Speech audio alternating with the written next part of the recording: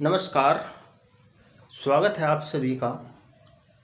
हमारा चैप्टर चल रहा है रासायनिक बल गतिकी और आज इस चैप्टर में हम पढ़ेंगे प्रथम कोटि की अभिक्रियाएं और प्रथम कोटि की अभिक्रिया की समाकलित वेग समीकरण। जो प्रथम कोटि की अभिक्रिया होती है उसकी समाकलित वेग समीकरण की उत्पत्ति कैसे की जाती है, बहुत ही इम्पोर्टेंट टॉपिक है बोर्ड एग्जाम के हिसाब से। तो अपनी कॉपी और पेन उठा लीजिए और शुरू करिए, लिखना शुरू करिए, हेडिंग डालिए। शुरू करते हैं आज का हमारा टॉपिक प्रथम कोटि की अभिक्रिया। वह अभिक्रिया जिसका वेग या जिसकी दर एक अभिकारक की सांद्रता की प्रथम घात के समानुपाती होती है। एक अभिकारक की सांद्रता की प्रथम घात के समानुपाती होती है, प्रथम कोटि की अभिक्रिया कहलाती है। और प्रथम कोटि की अभिक्रिया की दर समीकरण ये होती है, दर बराबर के r की पावर 1, है ना। ये होती है प्रथम कोटि की अभिक्रिया की वेग समीकरण या दर समीकरण। मतलब जो प्रथम कोटि की अभिक्रिया होती है उसकी दर या उसका वेग, r जो है रिएक्टेंट है, अभिकारक है, k अभिक्रिया का वेग स्थिरांक है। k क्या है? वेग स्थिरांक।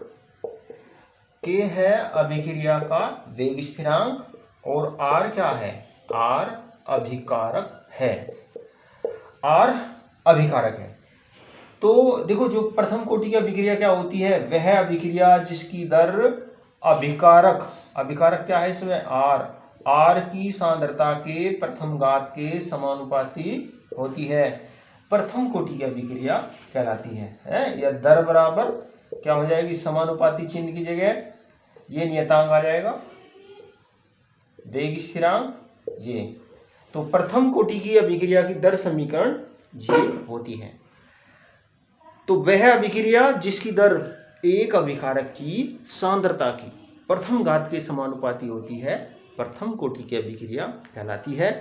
प्रथम कोटि की अभिक्रिया की दर समीकरण ये होती है, दर बराबर के अभिकारक की सांद्रता की प्रथम घात। अभिकारक को एक अक्षर के द्वारा भी प्रदर्शित कर सकते हैं और दूसरे अक्षर के द्वारा भी प्रदर्शित कर सकते हैं। और जो प्रथम कोटि की अभिक्रिया का वेग स्थिरांक होता है, इसका जो मात्रक होता है, प्रथम कोटि की अभिक्रिया के वेग स्थिरांक का जो मात्रक होता है वो समय इनवर्स होता है। प्रथम कोटि की अभिक्रिया के वेग स्थिरांक का मात्रक क्या होता है? समय इनवर्स होता है। तो अगर किसी अभिक्रिया के वेग स्थिरांक का मात्रक समय इनवर्स दिया हुआ है ना, तो उसी से ही आपको पता लग जाना चाहिए कि ये एक प्रथम कोटि की अभिक्रिया है।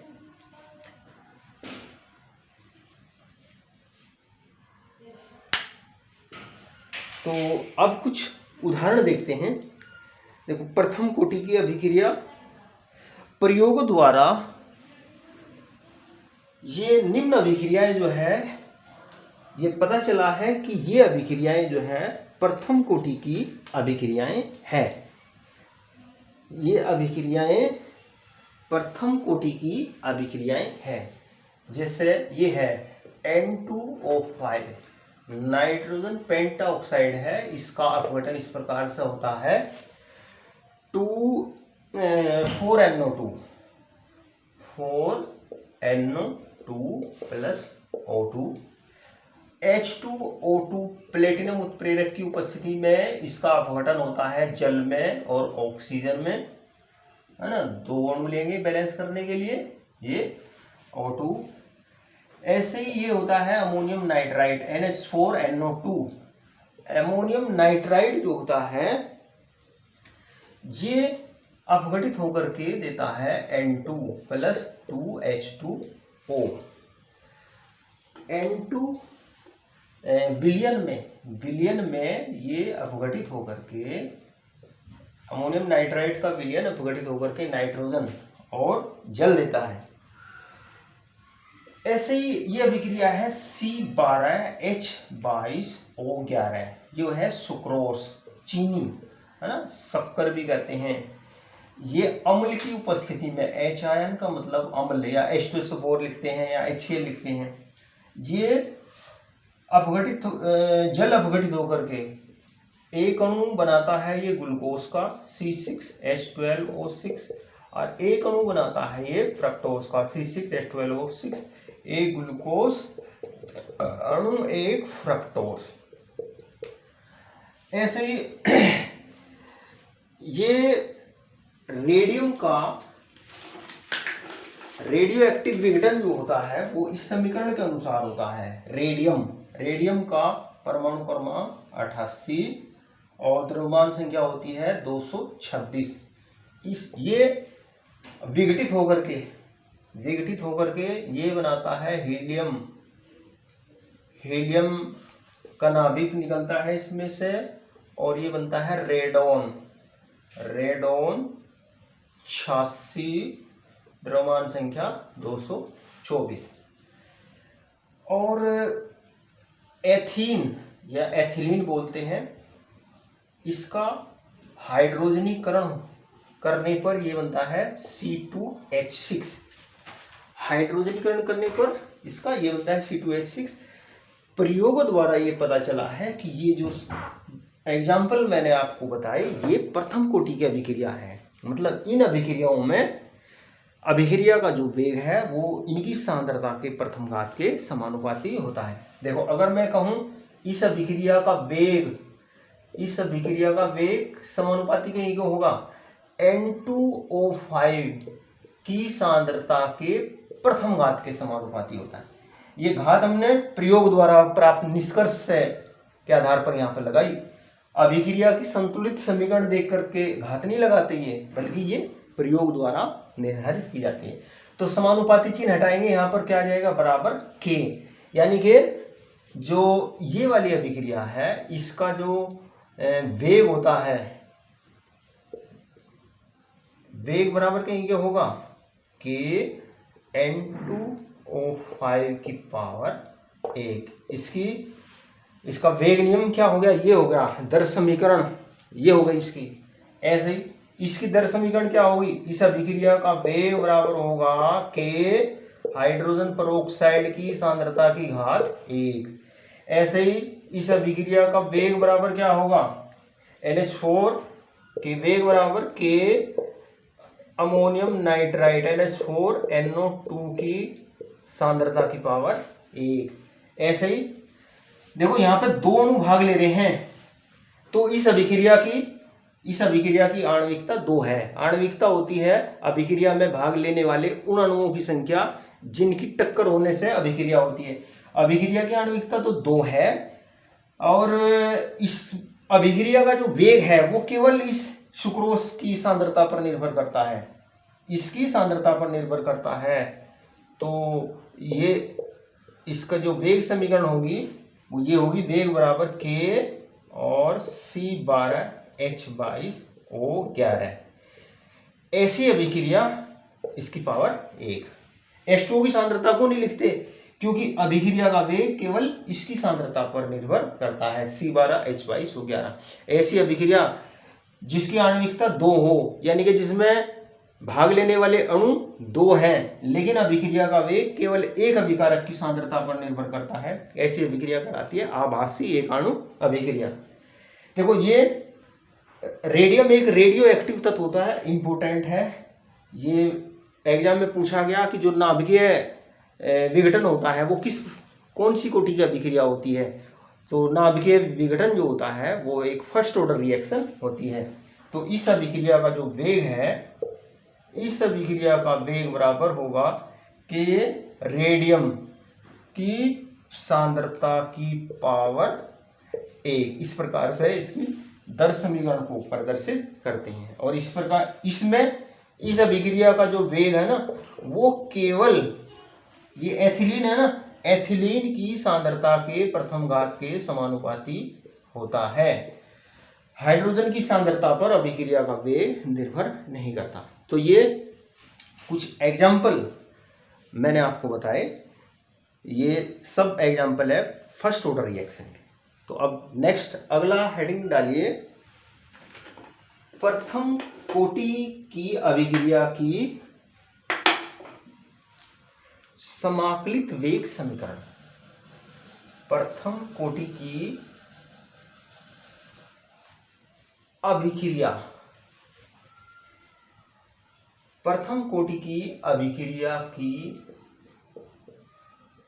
समाकलित वेग, वेरी इंपॉर्टेंट है, ये आपको ध्यानपूर्वक इसको समझना है। एग्जाम के हिसाब से ये एक इम्पोर्टेंट टॉपिक है।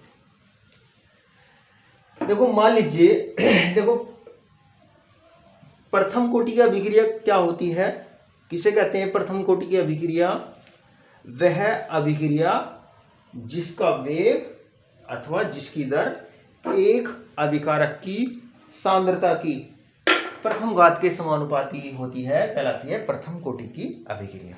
देखो मान लो ये अभिक्रिया है आर पी, आर अभिकारक है, पी प्रोडक्ट है, और ये एक प्रथम कोटि की अभिक्रिया है। मान लो प्रारंभ में आर से क्या बनता है? उत्पाद बनता है। आर अपघटित होकर के क्या बनाता है? प्रोडक्ट बनाता है, उत्पाद बनाता है। मान लो प्रारंभ में मतलब जब टी बराबर होता है 0, जो मोलर सांद्रता है, मोलर सांद्रता से थोड़ा इधर आगे लिखेंगे आर पी। मान लो प्रारंभ में आर की मोलर सांद्रता ए है, मतलब इसकी मोलर सांद्रता ए मोल प्रति लीटर है, और इसकी मोलर सांद्रता ए मोल प्रति लीटर है, तो प्रारंभ में प्रोडक्ट की जो सांद्रता होती है वो 0 होती है। अब मान लीजिए टी समय पश्चात, क्या लिखा मैंने? टी समय पश्चात मान लो आर की एक्स मात्रा विघटित होती है, जो उत्पाद है इसकी टी समय पश्चात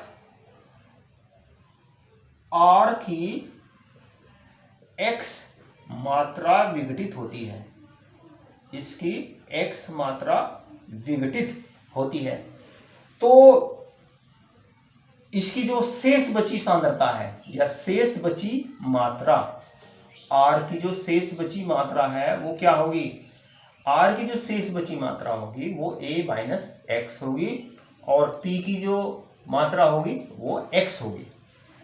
ये आपको क्लियर हो जाना चाहिए। मान लो ये अभिक्रिया है, रिएक्टेंट से प्रोडक्ट बनना है ना? तो प्रारंभ में हमने मान लिया जब t बराबर 0, मतलब शुरू में जो अभिकारक की जो सांद्रता है, शुरू में उत्पाद तो नहीं होता, केवल अभिकारक होता है। तो मान लीजिए प्रारंभ में इसकी जो सांद्रता है वो a मोल प्रति लीटर है, और t समय पश्चात में इसकी x मात्रा विघटित हो जाती है।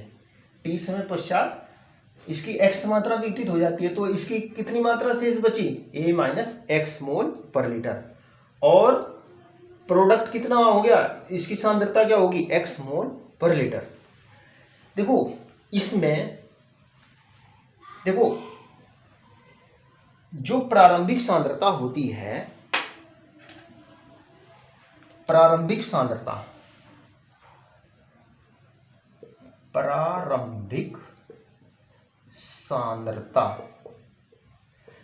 देखो प्रारंभिक सांद्रता को कुछ बुक्स में ए के द्वारा प्रदर्शित किया गया है, स्मॉल ए के द्वारा, और आपकी एनसीईआरटी वाली बुक में इसको आर नोट के द्वारा प्रदर्शित किया जाता है, आर नोट के द्वारा।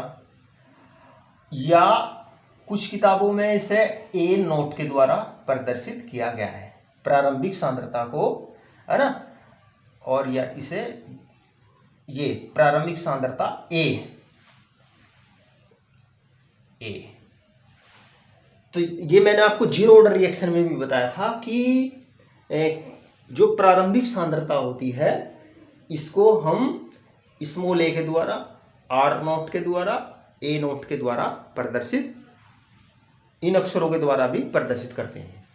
अब जब एक्स मात्रा विघटित हो जाती है तो शेष बची मात्रा को, शेष बची मात्रा, है ना, जो शेष बची मात्रा होती है ना, उसे ब्रैकेट के अंदर आर लिख करके इसके द्वारा, और ये बराबर होता है आर नोट में से एक्स घटा दीजिए, है ना भाई। एक्स मात्रा विघटित होगी, मान लो हमने प्रारंभिक सांद्रता ये ली, प्रारंभिक सांद्रता आर नोट ली, एक्स मात्रा विघटित होगी तो शेष मात्रा कितनी बची, आर, ब्रैकेट के अंदर आर, ब्रैकेट का मतलब होता है ये मोल प्रति लीटर सांद्रता। और अगर हम इसे या ए के द्वारा प्रदर्शित करते हैं, ए, तो ए बराबर कहीं क्या होगा, शेष बची मात्रा को ए के द्वारा, तो ये बराबर होगा ए naught minus X, A naught minus x. तो शेष बची मात्रा को इसके द्वारा, आर के द्वारा या ए के द्वारा या R naught minus X, A naught minus X, या इसे ए माइनस एक्स के द्वारा प्रदर्शित करते हैं। देखो जो एनसीईआरटी वाली बुक है उसमें तो ये आर के द्वारा प्रदर्शित है शेष बची मात्रा, प्रारंभिक मात्रा को आर नोट के द्वारा प्रदर्शित किया गया है। बाकी और जो अन्य किताबें हैं उनमें ए के द्वारा या ए नोट के द्वारा भी इनको प्रदर्शित किया गया है। तो ये चीज़ आपको पता होनी चाहिए, बिल्कुल इसको अपने दिमाग में बैठा लीजिए, नहीं तो आप अगर मॉडल वगैरह पढ़ते हैं या दूसरी किताबें पढ़ते हैं तो फिर आपको उसमें कन्फ्यूजन हो जाएगा। अच्छा, अब आगे शुरू करते हैं। और देखो ये जो a माइनस एक्स है ना, a माइनस एक्स शेष बची मात्रा, या हमने ये रिएक्टेंट लिया, शेष बची मात्रा को हम ये r के द्वारा प्रदर्शित करते हैं। जैसे एनसीईआरटी वाली बुक है उसी के हिसाब से मैं इसको समझाता हूँ आपको। तो मान लो ये अभिक्रिया है ना, तो t समय के पश्चात में इसकी x मात्रा अभिक्रिया करके प्रोडक्ट बनाती है और जो शेष मात्रा बनती है वो ये बनती है r। तो t समय पर इस अभिक्रिया का वेग, प्रथम कोटि की अभिक्रिया के लिए t समय पर अभिक्रिया का वेग, है ना, t समय पर अभिक्रिया का वेग बराबर होगा minus dr upon dt, minus dr upon dt, ये वेग हो गया बराबर k और r। देखो ये शेष बची मात्रा है, शेष बची मात्रा यानी कि a माइनस एक्स, है ना, ये शेष बची मात्रा इसकी पावर 1। तो t समय पर प्रथम कोटि की अभिक्रिया के लिए अभिक्रिया का वेग क्या आ गया, माइनस dr अपॉन dt बराबर k r की पावर 1, या इसको लिखेंगे हम। अब देखो इसका मतलब ये है अभिक्रिया का वेग, इसका मतलब ये है कि dt समय में यदि अभिकारक r की सांद्रता में परिवर्तन dr हो तो अभिक्रिया का वेग बराबर होगा minus dr upon dt।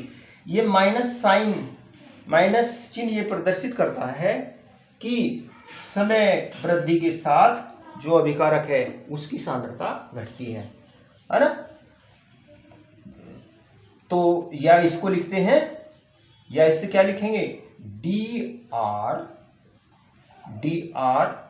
Upon, इसको r को इधर ले जाइए, dr अपॉन r, बराबर माइनस के डी टी, है ना। ये समीकरण आ गया ma'am, D R upon R बराबर minus K D T, minus K D T.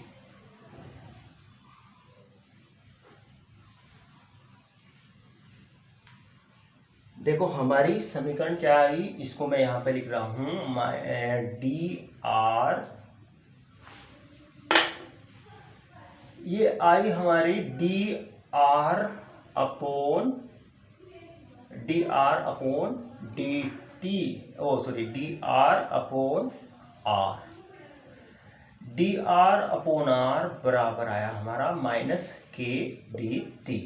अब इस समीकरण का दोनों ओर समाकलन करने पर, इस समीकरण का क्या, इस समीकरण का समाकलन करने पर, और देखो इसको यहां पे आपको ध्यान रखना पड़ेगा, जो बायोलॉजी वाले स्टूडेंट हैं, समाकलन करने पर यानी कि जब अभिकारक की सांद्रता में परिवर्तन होता है डी आर डी टी समय में, 0 से डी टी समय में उसकी सांद्रता में कितना परिवर्तन होता है अभिकारक की डी आर, तो समाकलन करने पर ये समीकरण प्राप्त होती है, L N R, L N, ये एल एन प्राकृतिक लोग होता है, नेचुरल लोग, एल एन आर बराबर होता है माइनस के टी प्लस आई, माइनस के टी प्लस आई। इसको मान लीजिए समीकरण नंबर 1। और जो आई है, आई जो है ये समाकलन स्थिरांक है, आई क्या है, समाकलन स्थिरांक, आई जो है ये है समाकलन स्थिरांक, और इसे सी के द्वारा भी प्रदर्शित करते हैं, आई को सी के द्वारा भी प्रदर्शित करते हैं। तो देखो एक समीकरण हमारी ये बन गई। अब प्रारंभ में कब, जब t बराबर होता है 0, जब t बराबर 0, तो जो देखो ये r क्या है, r शेष बची मात्रा है, r क्या है, शेष बची मात्रा, और प्रारंभ में ये बराबर है शेष बची मात्रा, क्योंकि उत्पाद तो है नहीं प्रारंभ में, तो ये r बराबर है r नोट के, है ना, r बराबर कहीं के है, जब t बराबर 0, है ना, जब t बराबर 0 तो r बराबर r, मतलब अभिकारक की सांद्रता जो है वो शेष बची मात्रा उसकी प्रारंभिक सांद्रता के बराबर होती है। अब ये मान इस समीकरण 1 में रखते हैं, तो r की जगह r नोट रखते हैं, तो ये हो जाएगा एल एन आर नोट बराबर माइनस के टी और प्लस के टी की जगह क्या रखेंगे, टी की जगह 0 प्लस सी, तो ये 0 हो जाएगा, तो ये हो जाएगा एल एन आर नोट बराबर सी, एल एन आर नोट बराबर कहीं हो गया सी के। तो जब हम सी के मान को इस समीकरण 1 में यहाँ पे आई लिखो, देखो यहाँ पे आई के द्वारा प्रदर्शित किया, तो इसे यहाँ पे आई लिखिए, आई, तो यानी कि समाकलन स्थिरांक को आई से दिखाया यहाँ पे हमने, तो ये बराबर हो जाएगा आई के, है ना, 0, ये आई के। तो जब हम इसका मान इस समीकरण 1 में रखते हैं, तो ये समीकरण आती है एल एन आर बराबर minus K T, L N R बराबर minus K T plus L N R naught, देखो ये समीकरण आ गई, ये समीकरण हमारी आ गई। इस समीकरण को मैं यहां पर लिख रहा हूं ऊपर, क्योंकि और भी समीकरणें लिखनी हैं।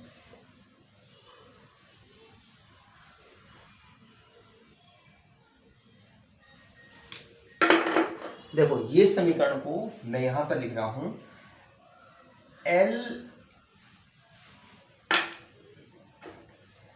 एन आर ln r प्राकृतिक लघुगुणक कहते हैं, ये बराबर होता है minus K T plus ln r not. ये समीकरण आ गई। ये देखो,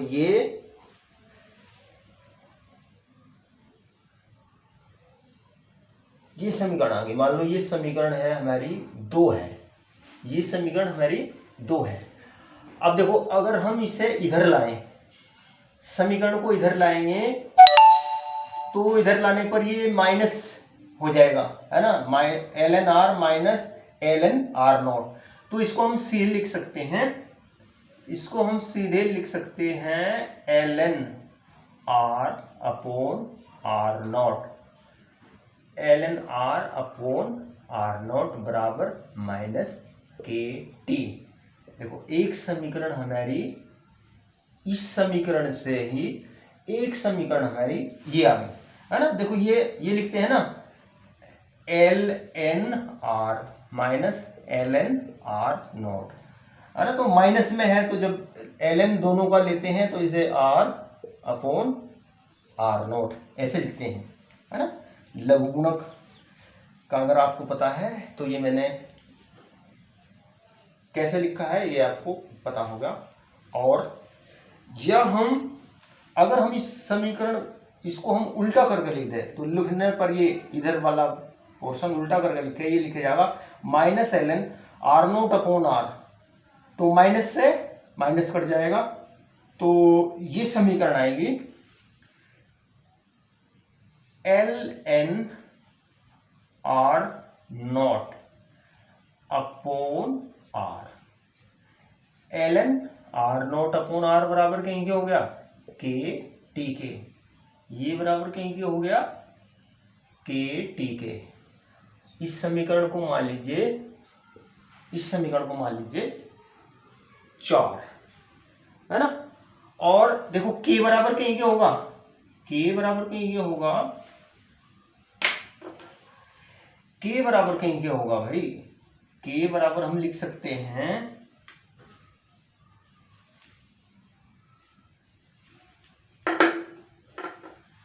k बराबर हम लिख सकते हैं, देखो k बराबर, है ना, 1 अपॉन टी हो जाएगा। ये इसको हम ऐसे लिख सकते हैं 1 upon T, 1 upon T ln, 1 upon T ln r not, r not upon r, है ना, r नॉट अपॉन r। इसको मान लीजिए समीकरण 5। अब देखो, हम जानते हैं कि जो ln होता है, ln log 10 बेस पर, जो ln होता है ना, ये ln ई बेस पर होता है। log 10 बेस पर ln बराबर होता है log 10 बेस पर ये होता है 2.303 log 10 बेस पर। ln का मान इतना होता है। तो जब हम ln का मान इस समीकरण में लिखते हैं तो ये हो जाएगा k बराबर, ये बराबर हो जाएगा k बराबर, देखो यहाँ पे ln की जगह ये लिखेंगे तो ये हो जाएगा 2.303 अपॉन t, है ना। और ये log 10 बेस पर r not upon r। r not क्या है, प्रारंभिक सांद्रता, और r क्या है, t समय के पश्चात अभिकारक की शेष बची मात्रा। तो ये समीकरण समीकरण 2, समीकरण 3, 4, 5, 6, ये समीकरण कहलाती है प्रथम कोटि की अभिक्रिया की बल गति की समीकरण, kinetic equation of first order reaction. तो ये आपको आना चाहिए, ये आपकी समझ में आना चाहिए कि ये समीकरणें कैसे आई है।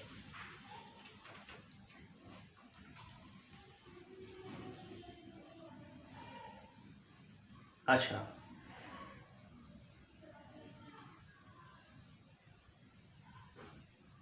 आगे देखिए, देखो यहाँ पे तो हमने जो प्रारंभिक सांद्रता ली वो क्या ली, आर नॉट, शेष बची मात्रा आर ली। अब मैंने आपको पहले भी बताया कि अलग अलग बुक्स में ये जो प्रारंभिक सांद्रता है और ये जो शेष बची मात्रा है, इसको जो है अलग अलग अक्षरों के द्वारा प्रदर्शित किया गया है। देखो जैसे अगर हम यहाँ पे आर की जगह मान लो हम ए लिख रहे हैं, आर की जगह हम क्या लिख रहे हैं, ए लिख रहे हैं, तो इस समीकरण को कैसे प्रदर्शित करेंगे, एल एन ए, है ना, अपॉन ए नॉट बराबर माइनस के टी, बराबर माइनस के टी, है ना। इस समीकरण को कैसे लिखेंगे, एल एन ए नॉट, ये प्रारंभिक सांद्रता को ए नॉट के द्वारा अपॉन ए बराबर के टी। इस समीकरण को कैसे लिखेंगे, के बराबर 1/t L N R not की जगह क्या लिखेंगे, ए नॉट, अपॉन आर की जगह क्या लिखेंगे, शेष बची सांद्रता ए। ये शेष बची सांद्रता जिसमें नोट लग रहा है वो प्रारंभिक सांद्रता, है ना। और इससे क्या लिखेंगे, के बराबर 2.303/t, है ना, log 10 बेस पर ए नॉट अपॉन ए, ये लिखेंगे। अच्छा, इसके साथ साथ कुछ बुक्स में ये स्मॉल ए के द्वारा दर्शाई गई है, स्मॉल ए के द्वारा। अगर हम स्मॉल ए के द्वारा लिखे, देखो ये समीकरण, ये वाली समीकरण ही देखते हैं, ये वाली समीकरण, इसको हम क्या लिखेंगे, के बराबर 2.303/t log, देखो ये प्रारंभिक सांद्रता है ए नॉट, और इसे स्मॉल ए के द्वारा भी प्रदर्शित करते हैं ए, और ए जो है ये शेष बची मात्रा है, और इसे ए माइनस एक्स के द्वारा, है ना, ए माइनस एक्स के द्वारा प्रदर्शित करते हैं, है ना। तो इस समीकरण को इस तरीके से भी लिखते हैं। ऐसे ही ये वाली समीकरण है, कैसे लिखेंगे, के बराबर, अगर हम प्रारंभिक सांद्रता को स्मॉल ए के द्वारा लिखते हैं तो इसे लिखेंगे, इस समीकरण को 1/t ln, है ना, ये a upon A minus x. तो ये चीजें आपकी समझ में आनी चाहिए। तो जो एनसीईआरटी वाली बुक है उसमें ये जो प्रथम कोटि की अभिक्रिया है ना, प्रथम कोटि की अभिक्रिया है, उनकी ये जो बल गति की समीकरण है उनको इस प्रकार से प्रदर्शित किया गया है ना। ये समीकरण मैंने क्या डाल रखी थी, 2 3 4 5 6, ये जो 2 3 4 5 6 ये क्या कहलाती है, प्रथम कोटि की अभिक्रिया की बल गति की समीकरण, प्रथम कोटि की अभिक्रिया की बल गति की समीकरण।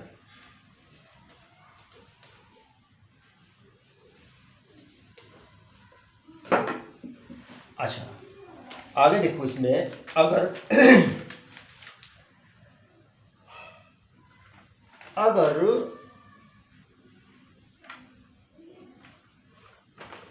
T1 समय पर, अगर T1 समय पर अभिकारक की जो सांद्रता है वो R1 है, मान लीजिए इस समीकरण को देखिए, ये वाली समीकरण, इसके आधार पर हम लिख रहे हैं, मान लो T1 समय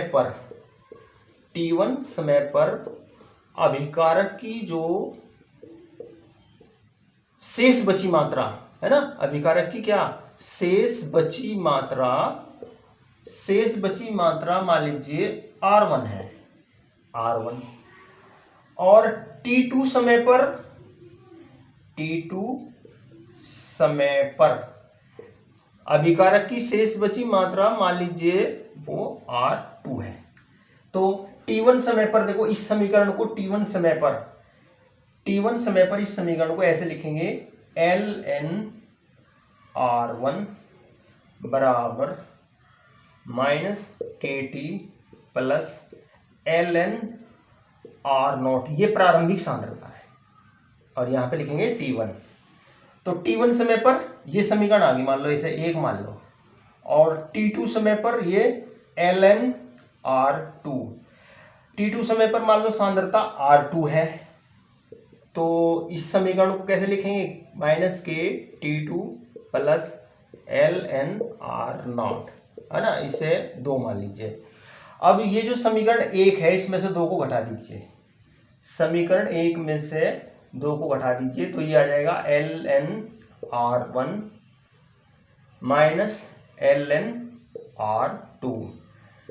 R1 T1 समय पर अभिकारक की सांद्रता, R2 T2 समय पर अभिकारक की शेष बची मात्रा, तो ये आ जाएगा माइनस के T1 और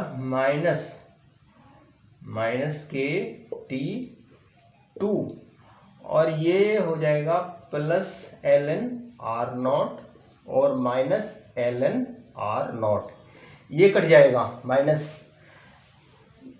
ln R0 में से माइनस ln R0 कटने पर ये 0 हो जाएगा। तो इसे देखो हम इस प्रकार से लिखेंगे ln R1 अपॉन R2 बराबर, ये प्लस हो जाएगा, तो इसे लिखेंगे के T2 माइनस के T1, है ना, या बराबर इसे लिखेंगे के बाद लिखेंगे T2 minus T1, K2 minus के T2 माइनस T1, है ना। तो अब देखो, या के बराबर कहीं क्या होगा, के बराबर देखो ये T2 माइनस T1 इधर आ जाएगा, 1 upon T2 minus T1 ln R1 upon R2, R1 upon R2, है ना। ये तो देखो जो प्रथम कोटि की अभिक्रिया होती है उसको इस प्रकार से भी व्युत्पन्न किया जा सकता है। अगर हम यहाँ पे ln की जगह, इसका ये प्राकृतिक लॉग है ln, इसकी जगह 2.303 log 10 बेस पर रखे, तो k बराबर क्या हो जाएगा, तो k बराबर हो जाएगा, देखो ये यहाँ पर लिख रहा हूँ, k बराबर 2.303 upon T2 minus T1 log R1 upon R2, है ना, 10 बेस पर। तो ये प्रथम कोटि की जो अभिक्रिया होती है इसको इस प्रकार से भी व्युत्पन्न किया जा सकता है। तो ये चीजें आपकी समझ में आ जानी चाहिए। अच्छा देखो, ये जो समीकरण है, देखो ये 3, 4, 5, 6 ये प्रथम कोटि की अभिक्रियाओं की बल गति की काइनेटिक इक्वेशन है ना। ये इसको इस प्रकार से भी व्युत्पन्न किया जा सकता है। और एक चीज और देखिए,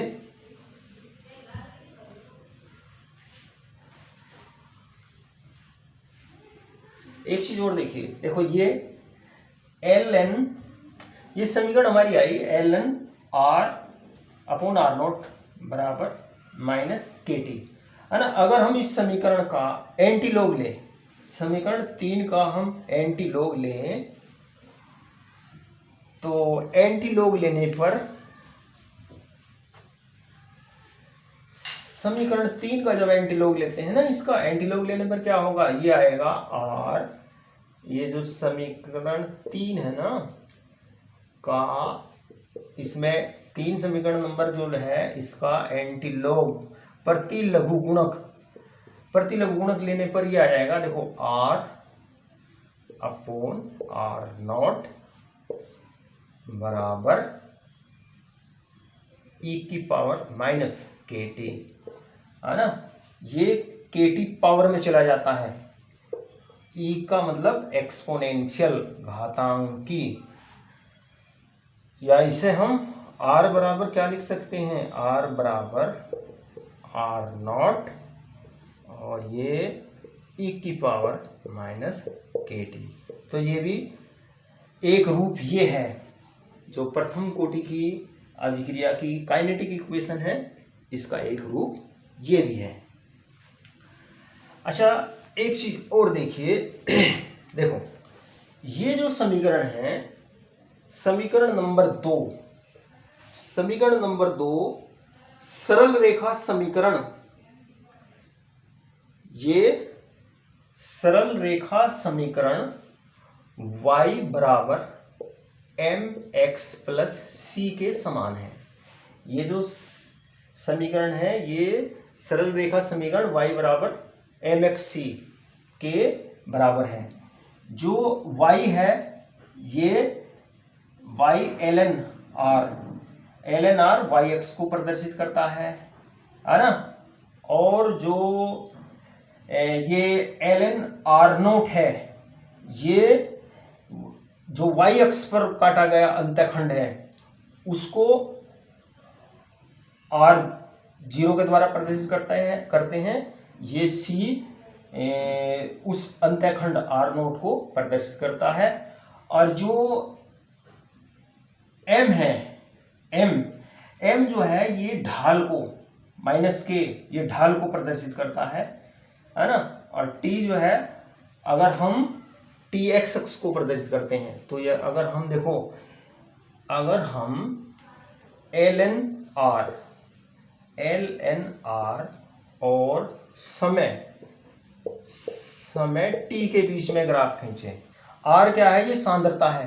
तो देखो ये माइनस के है, जब माइनस के होता है ना तो इसका मतलब ढाल जो है नीचे की ओर होता है। ये सरल रेखा प्राप्त होती है इस प्रकार से ये सरल रेखा प्राप्त होती है जो इस y अक्ष को यहाँ पर काटती है।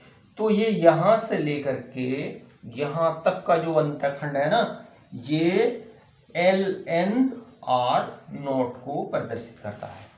ये क्या, ln r नोट को प्रदर्शित करता है। और देखो ढाल नीचे की ओर है तो इसका जो ढाल है ना, ढाल बराबर माइनस के। जब ढाल नीचे की ओर होता है तो उसे माइनस के द्वारा प्रदर्शित करते हैं। तो इस प्रकार से आपको ये ग्राफ आना चाहिए। और इसी के साथ साथ में ये देखिए, अगर हम देखो ये समीकरण है, समीकरण नंबर, ये समीकरण नंबर 4 है। समीकरण नंबर क्या है, ये 4। अब देखो ln की जगह अगर हम क्या लिखें, इस समीकरण को हम इस प्रकार से लिख सकते हैं 2.303 है ना, log r not upon r, log r not upon r। ये r नॉट प्रारंभिक सांद्रता, ये शेष बची मात्रा, ये बराबर कहेंगे kT के, ये बराबर कहेंगे kT के, या ये log r not upon r, log r not upon r बराबर कहेंगे, देखो ये नीचे आ जाएगा है ना, kT अपॉन, और ये log कहीं पे 10 बेस पर है, 10 बेस पर, kT बराबर ये बराबर kT अपॉन 2.303। तो देखो इस समीकरण से, यानी कि इस समीकरण को हम इस प्रकार से भी लिख सकते हैं। तो अगर हम देखो एक ग्राफ खींचे, ग्राफ कहीं के बीच में खींचे, ग्राफ खींचे समय t और इसके log r not upon r, इसके बीच में log r not upon r के बीच में ग्राफ खींचे, तो देखो कि इसका मान पॉजिटिव है, तो एक सीधी रेखा प्राप्त होती है जिसका ढाल इस प्रकार से ऊपर की ओर होता है। देखो जब ढाल ऊपर की ओर होता है तो ऊपर की ओर ढाल को पॉजिटिव का चिन्ह देते हैं, और ढाल नीचे की ओर होता है, और ये जो ढाल होता है ना, ढाल बराबर कहीं के होगा, ढाल बराबर होगा ये k अपॉन 2.303 के। तो जब ढाल ऊपर की ओर होता है तो उसे पॉजिटिव मान होता है उसका, ढाल नीचे की ओर होता है जैसे इससे पहले वाले ग्राफ में, तो उसका जो स्लोप होता है वो निगेटिव होता है। तो ये चीज़ें आपको इनको अच्छी तरीके से समझ करके बार बार लिख करके आपको इनका अभ्यास करना है। तो ये मैंने आपको प्रथम कोटि की अभिक्रियाओं की जो बल गति की समीकरण है उसकी व्युत्पत्ति, वो समीकरण, ये अलग अलग रूप उनके मैंने आपको बताए। तो ये आपको अच्छी तरीके से इनको तैयार करना है। अब देखो जो प्रथम कोटि की अभिक्रिया की जो समीकरण है, ये k बराबर 2.303 upon T log r note क्या है, प्रारंभिक सांद्रता, r क्या है, शेष बची मात्रा। और ये जो ब्रैकेट लगे हुए हैं इनका मतलब ये है कि अभिकारकों की मोल प्रति लीटर सांद्रताएं प्रयुक्त की गई है। अगर इस व्यंजक में अभिकारकों की क्या रखी गई है, मोल प्रति लीटर सांद्रताएं रखी गई है। अगर मान लो कोई गैसीय अभिक्रिया है, अगर मान लीजिए गैसीय अभिक्रिया है, तो गैसीय अभिक्रिया में मोलर सांद्रताओं के स्थान पर गैसों के आंशिक दाब प्रयुक्त किए जाते हैं। गैसों के क्या आंशिक दाब प्रयुक्त किए जाते हैं। मान लो एक गैसीय अभिक्रिया ये है, ए से बी और सी बनना है, ये क्या है, सब गैसीय प्रावस्था में है, ये है। अब मान लो प्रारंभ में यानी कि जब t बराबर 0, मान लो जो A की जो सांद्रता है वो पी इनिशियल, पी वायुमंडल या एटीएम इतने हैं, प्रारंभ में इनकी सांद्रता 0 होती है। अब मान लो t समय के पश्चात में इसके A के I वायुमंडल जो है वो अपघटित होकर के ये B और C में परिवर्तित हो जाते हैं। तो मान लीजिए T समय के पश्चात में जो कुल दाब है, T समय के पश्चात में कुल दाब मान लीजिए ये PT है। कुल दाब क्या है, PT है।